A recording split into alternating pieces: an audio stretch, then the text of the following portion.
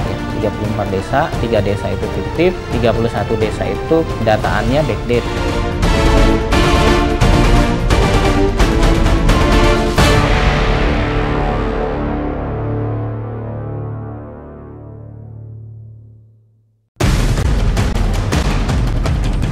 Triliunan dana desa diduga diselewengkan.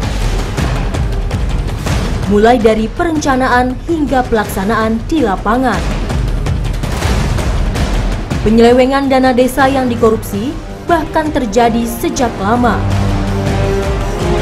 Yang terbaru, anggaran dana desa mengalir ke beberapa desa siluman alias desa fiktif. Pemerintah kecolongan, aturan pembentukan desa kurang pengawasan. Sejak dana desa jadi program pemerintah, desa-desa baru memang terus bermunculan. Sebagiannya diketahui justru tak berpenghuni. Ribut-ribut soal desa fiktif ala Sri Mulyani sebenarnya bukan barang baru adanya penyelewengan dana desa.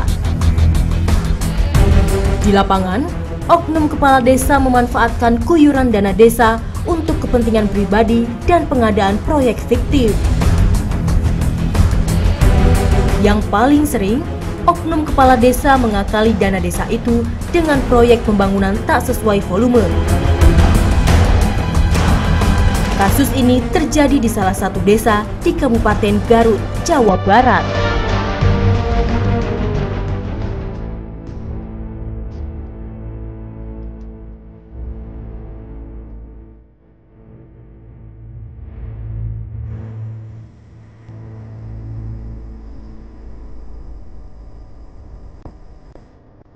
Di Desa Karyajaya, Kabupaten Garut, Jawa Barat, Eri Sutanto, mantan kepala desa Karyajaya, menikmati uang haram dana desa hingga hampir 400 juta rupiah.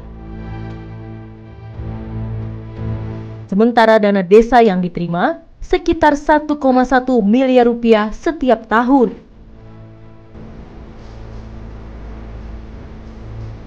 Gurihnya uang korupsi dana desa rupanya sudah dinikmati Edi sejak tahun 2017 lalu. Proyek fiktif jadi mainan oknum kades itu. Setelah kita melakukan penyelidikan dan penyidikan tersangkanya ini ya, tentu setelah memenuhi alat bukti, yaitu Kepala Desa Karyajaya, yaitu dengan inisial ES, itu dialah yang bertanggung jawab ya terhadap penyimpangan yang terjadi, terhadap kerugian yang dialami oleh Desa Karyajaya. Karena kepala desa ini, ES ini, dia langsung mengambil uang yang diterima di rekening desa bersama-sama bendahara. Kemudian setelah uang diterima di rekening kas desa, kepala desa ini bersama bendaharanya mengambil uang. Setelah cair, uangnya diserahkan kepala desa. Dana desa sebenarnya dipegang oleh bendahara desa. Namun bagi oknum kades yang rakus, dana desa itu disimpan sendiri. Diam-diam sang kades mengotak-atiknya. Sebagian angkanya masuk kantong pribadi.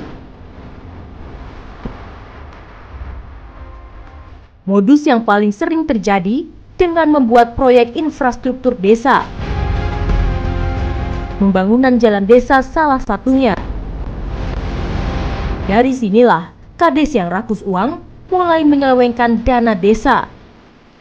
Setelah kepala desa ini menguasai uang desa ini, kepala desa ini sendiri yang melakukan kegiatan ya, dia yang langsung membelanjakan uang itu, sehingga kepala desa ini juga yang tidak bisa mempertanggungjawabkan penggunaan keuangan desa ini. Karyajaya ini kan ada beberapa kegiatan pembangunan ya Mbak ya. Namun ada satu kegiatan yaitu kegiatan pembangunan jembatan yang benar-benar fiktif Mbak. Artinya pembangunan jembatan ini tidak dilaksanakan, tapi uangnya keluar, uangnya seolah-olah terpakai. Dan di lapangan jembatannya tidak ada, memang tidak dibuat itu. Itu untuk Karyajaya. Yang total kerugiannya semua dari ketidaksesuaian pekerjaan tadi, tidak terjadi tidak kesesuaian volume spek, dan juga bahkan ada yang fiktif itu total 395 juta. Sejak Eri Sutanto ketahuan bermain dana desa, pada akhir Oktober lalu, pelayanan masyarakat terganggu. Yang paling parah, seluruh pembayaran program, tunjangan dan insentif bagi perangkat desa juga menjadi terhambat.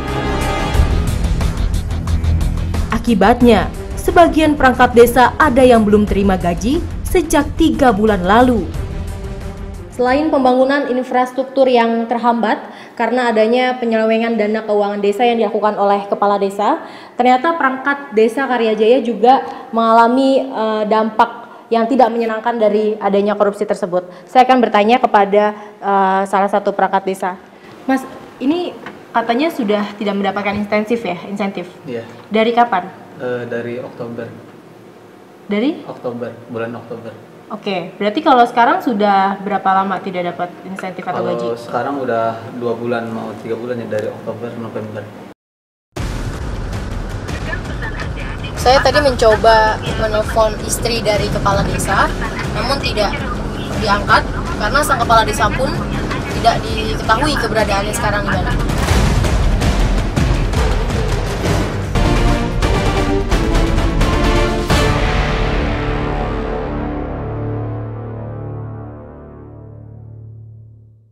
Dalam 3 tahun ini telah kita gelontorkan 187 triliun dana desa ke desa-desa.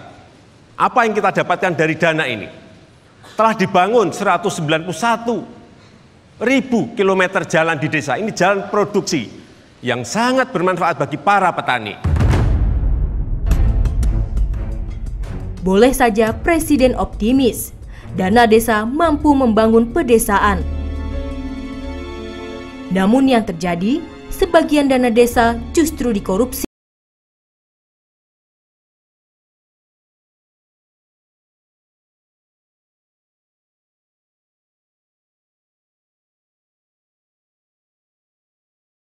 Di Desa Karyajaya, Garut, Jawa Barat, ulah korup kepala desanya tak hanya membuatnya menjadi tersangka.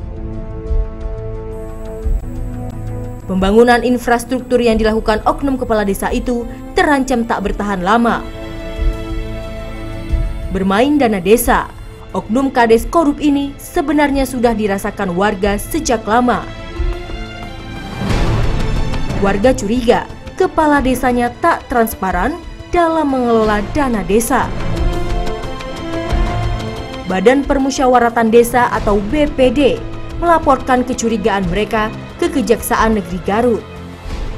Ini apakah benar di Desa Karyajaya ada kasus penyelewengan keuangan desa, Pak? Dan itu terjadi dari tahun berapa, Pak, ketahuannya? Oh iya, itu kebetulan terjadinya dari penyelewengan tersebut dari 2016 dan 2017. Ya, diantaranya ada satu yang pertama pengaspalan yang berlokasi di RW 05, yang total jumlahnya sekitar 174 sekian lebih. Siapa yang memegang uangnya, Pak? Uang yang turun dari pemerintah, dari provinsi, maupun dari kabupaten, itu yang mengelola sebenarnya siapa, Pak? Itu kebetulan kalau yang menurut aturan itu adalah bendahara desa. Di situ kan ada bendahara desa, tapi setelah saya cek ke bendahara desa, ternyata yang memegang uang itu adalah kepala desa langsung itu sendiri. Karena menguasai dana desa dan pengelolaannya, mantan Kades Karyajaya, Edi Sunarto, kerap bermain proyek. Badan Permusyawaratan Desa menemukan sejumlah proyek pembangunan yang dinilai tak sesuai spesifikasi, termasuk proyek pembangunan kantor desa. Ini salah satu contoh bangunan ini adalah disebut perkantoran untuk desa. Ini kantor desa, Pak? Kantor desa, ini kantor desa. Seperti ini, yang awalnya di sana juga ada, dulunya ada lokasi ruang WPD, ruang NPM, dan di sini kebetulan ada Poskesdes. Nah, setelah kejadian itu Poskesdes pun ini jadi pelayanannya tidak ada karena diganggu, karena ini dulu dirusak. Jadi pembangunannya cuma hanya diroboh-robohkan, dibangun sedikit, tapi nggak berlanjut. Nah, alhamdulillah ini dari anggaran 2019 sekarang ini baru direhab kembali, dilanjutkan. Oke, maksudnya. Pak. Kalau saya lihat di sini masih berantakan ya, Pak ya. Yeah. Seharusnya ini tuh dibangun dari tahun berapa, Pak? Dan menggunakan anggaran tahun berapa? Yeah. Ini seharusnya selesai di 2017. Seharusnya sudah seperti ini 2017. Dan kebetulan berhubung ini oleh Kepala Desa Karyajaya tidak dilaksanakan, ya akhirnya berantakan dan mungkin ini dilanjutkan dengan dari dana yang 2019 sekarang ini. Warga makin kesal saat tahu kepala desa yang mereka pilih justru memakan dana desanya sendiri. Sejumlah pembangunan desa terabaikan. Contohnya jalan yang jurusan waspada ini, yang ini, seharusnya dana dari yang pengucuran yang pertama itu ternyata pencairan yang pertama itu tidak dilaksanakan. Setelah ditetapkan sebagai tersangka penyelewengan dana desa yang ia lakukan sejak 2017 lalu, keberadaan ES kini menghilang. Mantan Kades Karyajaya ini tak pernah lagi ke kantor desa sejak kasusnya masuk ke Kejaksaan Negeri Garut.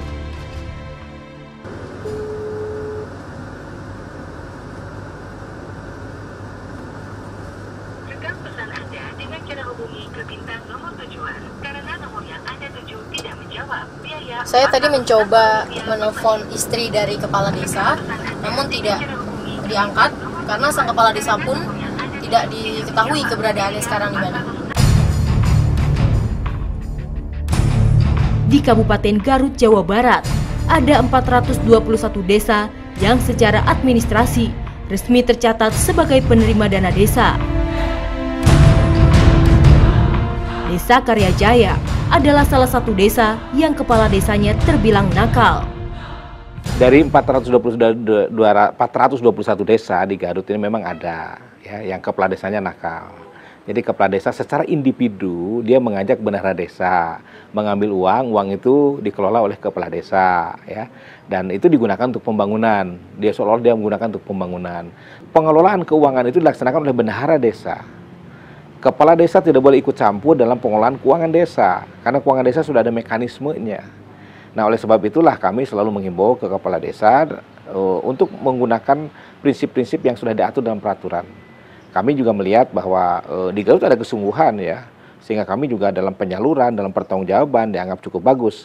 Memang yang dua kepala desa ini, terutama desa yang Tegal Panjang tadi itu, kita sudah memberikan beberapa kali peringatan, selesaikan. BPD juga menyampaikan. Tapi ya sifat orang lah ya, ada saja yang dia istilah Sunda itu merkedaweng, dia itu terlalu ngotot bahwa dia itu tidak bersalah gitu. Akhirnya setelah dibuktikan oleh hukum, nah sekarang lagi proses hukum. Manisnya dana desa memang menggiurkan banyak pihak. Jika tak kuat mental, kuyuran dana desa akan masuk saku sendiri. Pengawasannya pun dinilai longgar. Dalam 3 tahun terakhir, pemerintah telah menggelontorkan anggaran 187 triliun rupiah untuk dana desa. Triliunan dana desa itu rupanya rawan disalahgunakan. Sejak tahun 2015, kasus korupsi dana desa mencapai 264 kasus dengan 231 orang kepala desa yang menjadi tersangka. Total kerugian negara mencapai 106,4 miliar rupiah. Selain potensi korupsi di lapangan, pemerintah menggelontorkan dana desa yang desanya ternyata tidak ada alias fiktif.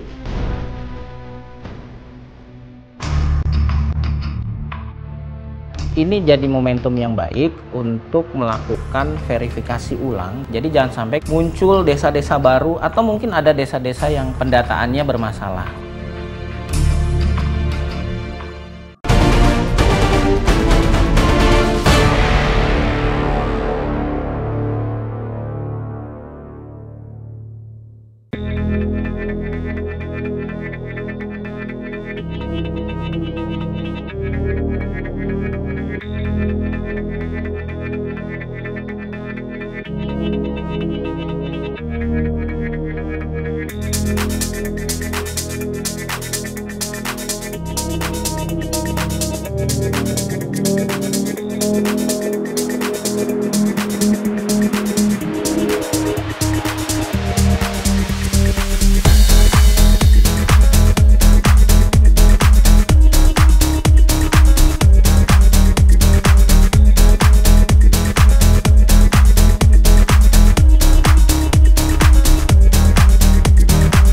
kita lihat tadi berdasarkan report, kemudian kita lihat diverifikasi berapa jumlahnya, mekanismenya sendiri. Kalau dari sisi transfer, kalau kita tahu bahwa ini desanya nggak ada, kan kita bisa stop. Kita nanti akan lihat terus bersama dengan Kementerian Dalam Negeri dan Kementerian Desa. Sedangkan tentu dari pemerintah daerah akan terus melakukan juga verifikasi, sehingga kita juga bisa lihat apakah memang legitimate yang kita transfer itu ya. Kabupaten Konawe menjadi ramai diperbincangkan setelah Menteri Keuangan Sri Mulyani menyebut daerah itu menyimpan desa fiktif alias desa siluman. Inilah potret desa Tangon Dipo di Kecamatan Uepai, Kabupaten Konawe, Sulawesi Tenggara. Desa ini sebelumnya disebut dengan Desa Uepai yang berdasarkan temuan Satuan Tugas Kementerian Desa sebagai salah satu desa fiktif. Camat setempat menjelaskan, wilayah Uepai semula diusulkan menjadi desa. Tapi dalam perjalanannya, Uepai justru menjadi kelurahan. Bukannya dianulir, pengusulan desa Uepai tetap berjalan dan sudah mendapatkan nomor registrasi pembentukan desa. Persoalan pun muncul. Desa Uepai sesungguhnya tidak memiliki wilayah dan penduduk. Pada waktu itu sebelum ada namanya Tangon Dipo, memang Tangon Dipo yang pakai namanya Uepai, cair dananya, dan itu sudah yang dari Polda ini sudah datang tinjau ini barang, artinya pembangunan fisiknya ada. Wilayah administratifnya? Ada Tangon Dipo. Tangon Dipo. Sementara dulu dipakai. Bukan desa Uepai. Bukan desa Uepai. Serupa dengan desa Uepai, desa fiktif lainnya adalah Desa Ulu Maraka yang tercatat masuk di dalam Kecamatan Lambuya. Camat Lambuya bahkan tidak tahu ada nama Desa Ulu Maraka di wilayahnya. Kalau Ulu Maraka asli, memang dulu masih Kecamatan Lambuya, itu sebelum pemekaran Lembute. Nah, jadi sekarang tepatnya kalau Ulu Maraka ada di Kecamatan Lembute sekarang. Oh, jadi di Kecamatan Lambuya sendiri tidak ada itu Desa Ulu Maraka? Tidak ada. Program dana desa yang digagas pemerintah rawan dimainkan oleh oknum mulai dari desa hingga pusat.